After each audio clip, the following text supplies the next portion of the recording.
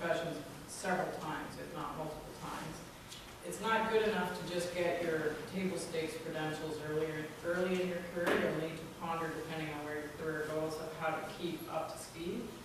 And lots of you will change jobs regularly in multiple incarnations. So to me, approaching your career as if you're CEO of U Corp is one of the ways to navigate that. So I'm going to talk to you about how CEOs think and how you might want to apply those thoughts to your own career, how to map your career plan, and then what to do as CEO of your corp. So think like a corporate CEO. So what do CEOs do? Well, especially in the private sector, they focus on maximizing shareholder value. And if you give me your business cards or you want mine, I can email you a copy of this if you don't want to take a million notes. I also have corporate social responsibility where I am, so I didn't want to make a bunch of copies. If they're in the private sector, they focus on maximizing shareholder value. If they're in the public sector, the way they maximize that is a public policy role or serving public sector constituents. They focus on performance, both the company's performance and their personal performance. They focus on people, both employees as well as their networks, and power, meaning presence and influence and energy. So maximizing shareholder value has a zillion elements to it. I mean, there's financial aspect, there's the business scorecard, there's taking corrective action, all that kind of jazz. But CEOs laser focus on, let's say, on the critical few. So I'm zeroing in on performance, people, and power. So what's performance? Well, performance trumps everything. So talent and track record are table stakes. It's what gets you in the door as a CEO.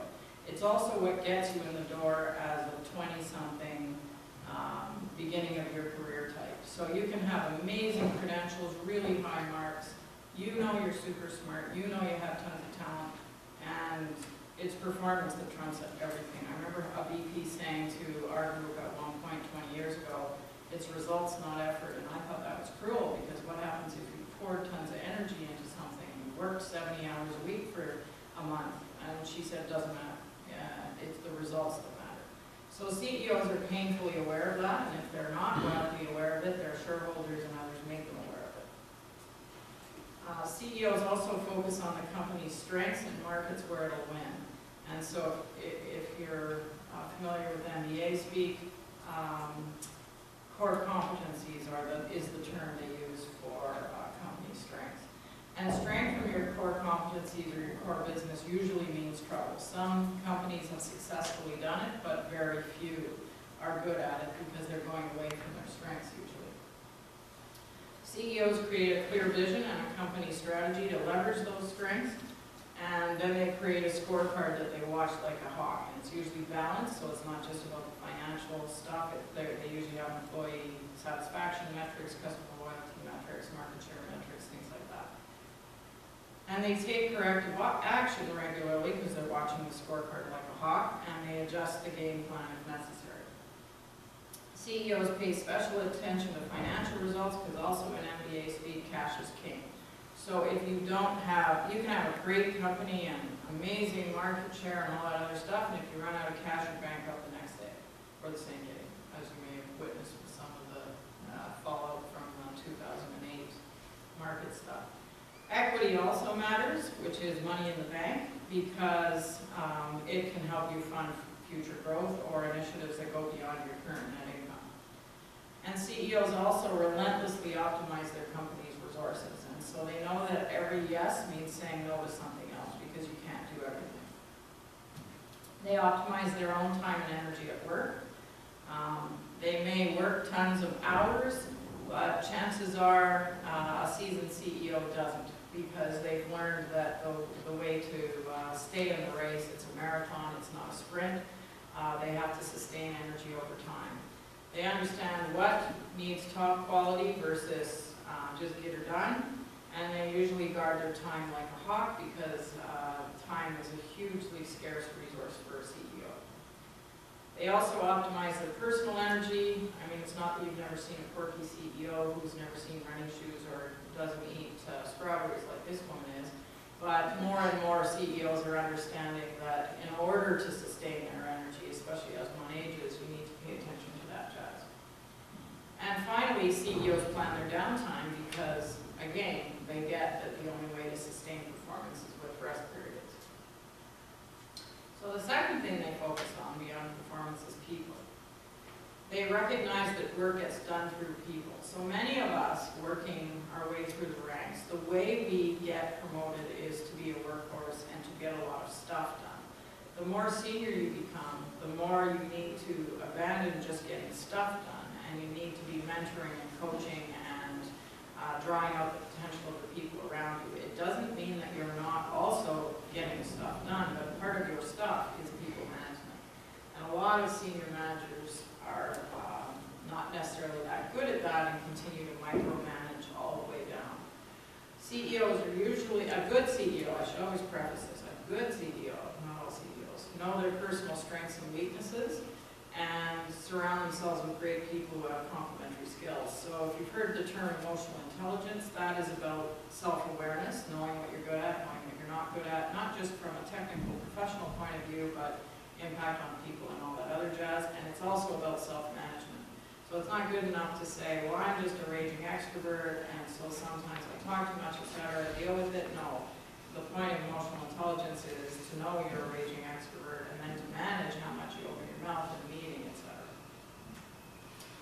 CEOs also get that every encounter is a relationship opportunity, whether it's with analysts, customers, employees, stakeholders, the neighbor, at the tennis court, you pick a story. And they grow employees and relationships by helping them shine. So a lot of folks believe that networking is about meeting as many people as possible so they can do stuff for you. The only way they're going to be interested in doing stuff for you is if you're actually interested in the relationship. The third one is power. So CEOs also know that power drives how business gets done. And there are many, many connotations to power. Dictionary has ability, action, influence, authority, strength. Power has a negative connotation for many people. When I was in my 20s and 30s, I thought it was tantamount to evil. I thought it was, getting your own way no matter what, etc., sort of a Machiavellian view of power. I changed my mind, and probably because I've become powerful, and decided that power is neither good nor bad, it just is, it's what you do with it. There's a zillion power sources. There's formal authority if you're a CEO or a senior executive or you have political power. There's referent power, meaning you're connected to a really powerful person, so whoever the chief of staff is for Obama would have referent power, for example. Charisma, some people naturally have charisma. Moral power, like Martin Luther King or Gandhi. Wealth gives you freedom and a certain kind of power. Presence, some people walk into a room and they command the room even though they haven't said anything, etc., etc. And CEOs understand and leverage power. They get their own presence and power, and they understand how to appropriately use it. They get that presence and image is part of their influence quotient, and so they understand that just their very presence and the reputation they have and all the rest of it speaks volumes even if they're not saying anything. They get that power can inspire action and that there's power in strategic moves. So again, every yes is a no. If you take the company over there, then you're taking an educated risk that it's the right way to go.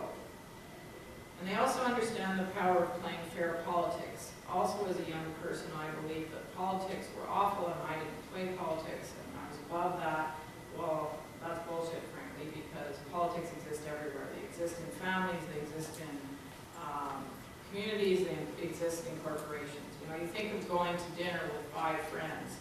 Somebody in the group is going to have more say, and one could call that politics and power, actually. Some of you choosing to go to a movie with 5 friends, some of you are mellow and you don't really care where you go, others are really going to care where you go. One of you might have more influence than the others, and therefore you go to that movie. So mapping U Corp's career plan is also about whether you want stability highway or dangerous curve. So some people want to get a job and they want to have a measured, stable employment. Others get bored easily, like me, and they're not really that interested in having a static, regular job. So focus is vital. And I like this quote, there's so many possibilities that your ability to decide among them may be the critical determinant of what you accomplish in life.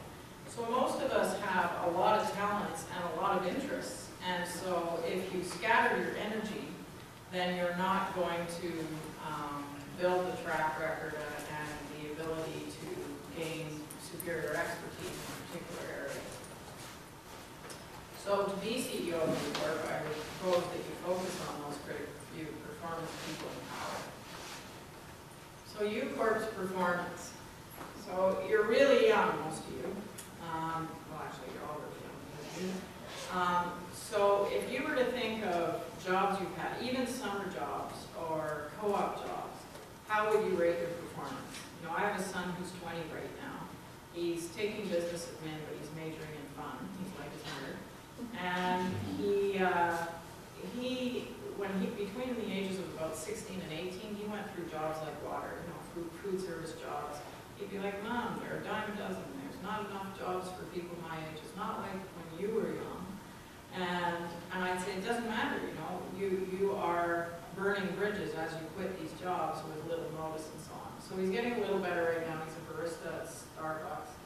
And he's already bored. He's been doing it about 3 weeks. It's also like the weather there. But our track record at everything we do, I swear to God, there's less than 8 degrees of separation, even all over the U.S. and Canada. Now maybe his track record at Tim Hortons in Canada and a summer job at 16 is going to haunt him, but if he carries that view throughout his career, that won't bode well for him. So think about your track record. Then think about how the people you worked with would give you a rating. So it's one thing to think, I did a really great job, they didn't appreciate me, blah, blah, blah. But it doesn't matter what you think. It matters what the boss and the other people around you thought. Results, not everything. If you were to rate yourself on how effectively you optimize your time and energy at work, some of us are natural at laser focus, get it done, work through the distractions, etc. Others not so much. So that's another thing to monitor.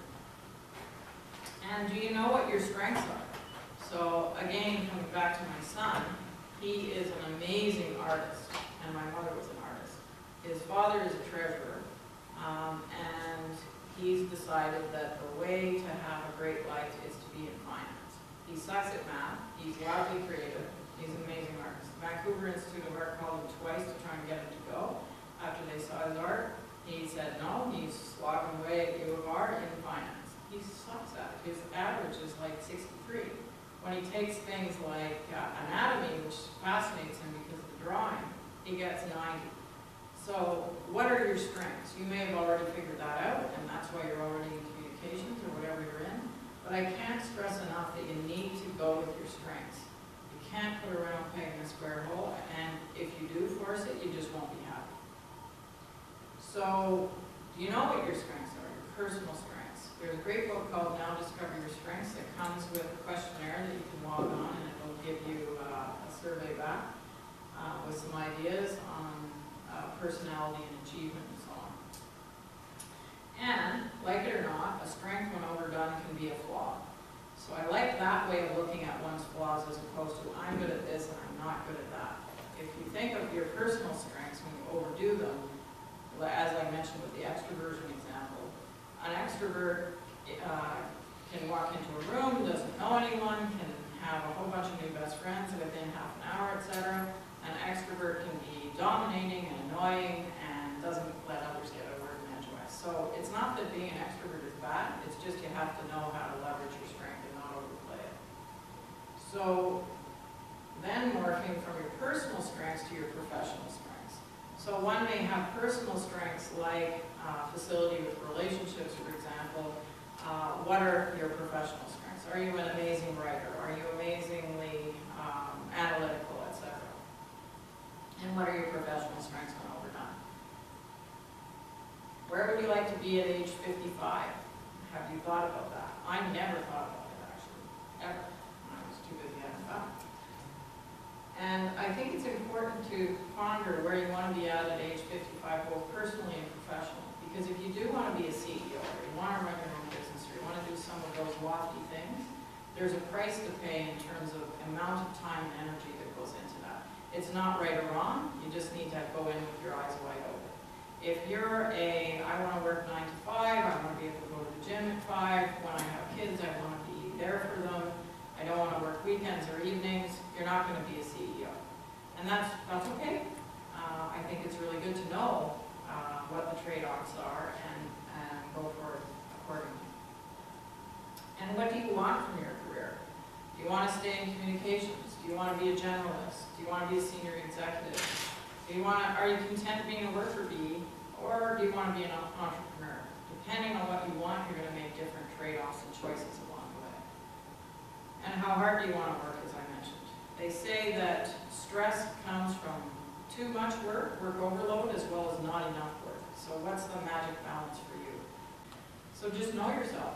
What works for you?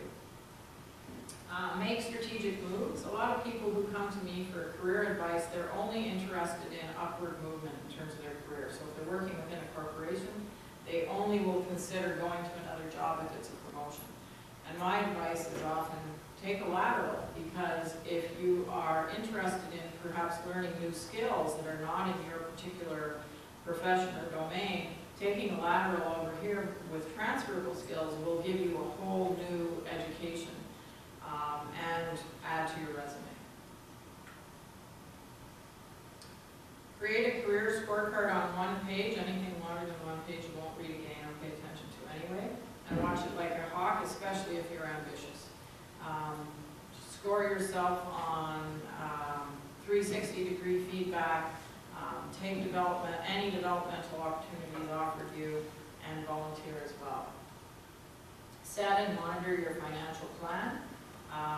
And if you're a woman, don't depend on a man for your financial plan. Maybe that goes without saying if you're in the 20 to 25 age bracket, but I mentor enough young women that I think it's worth saying, because divorce is somewhere in the 40% range, and plus, whether you want to stay at home with your children or not, you need to have a financial plan. Make peace with your talents and choices. Regret is a poisonous thing. Everything in life gives you an interesting perspective, interesting experience that you can parlay into your future jobs and careers.